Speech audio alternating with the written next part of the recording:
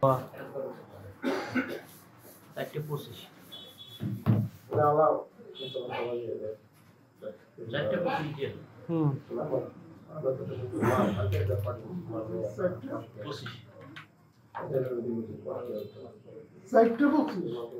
মানে ভিতরে ঢুকছে, ভিতরে ঢুকছে আর কি।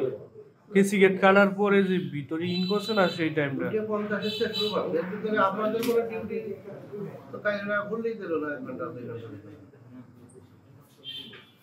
দর্শক দেখতে পাচ্ছেন ভিতরে আর কি হবে, তিনজন তাই না? তিনজন না? তিনজন পাহারাদারকে মেরে তারপরে ওরা ওদের গাড়ির সাথে নিয়ে গেছে।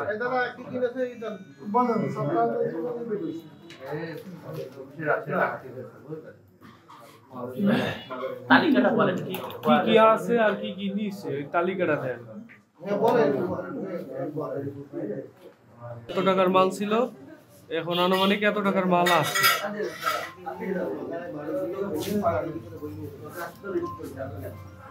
ওনাকে আসে উনি ওই চেয়ারে বসেছিল, চেয়ারে উনি বসে জিমাচ্ছিল, তো ওরা দুইটা গাড়ি নিয়ে আসছে। ওখানে বসে ওরে রড দিয়ে মাথায় প্রথম বাড়ি মারছে, তারপরে এলোপাতারি বাড়ি মেরে ওরা গাড়ির ভিতরে ঢুকাই ফেলাইছে।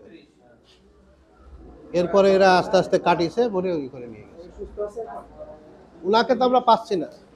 ওনাকে আবার উনি সুস্থ হয়েছে, মানে জ্ঞান ফ্রি জানতে পারছি। উনি আমার এই বাড়ির মালিকরে আবার ফোন দিয়েছে, এই যে অফিসের যে মেন মালিক, আপনার বাড়ির যে মালিকটা আছে, ওনাকে ফোন দিয়েছে যে এই ব্যাপার, আপনার লোক মাদারীপুরের মোস্তফাপুরের পাওয়া গেছে।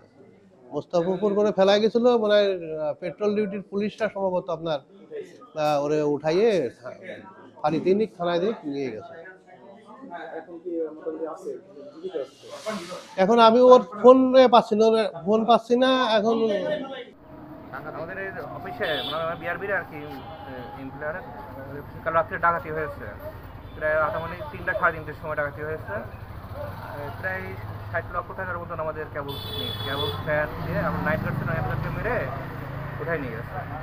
আমরা শুনলাম যে নাইট গার্ডকে নাকি মাদারীপুর থানার আওতার ভিতরে পেয়েছে।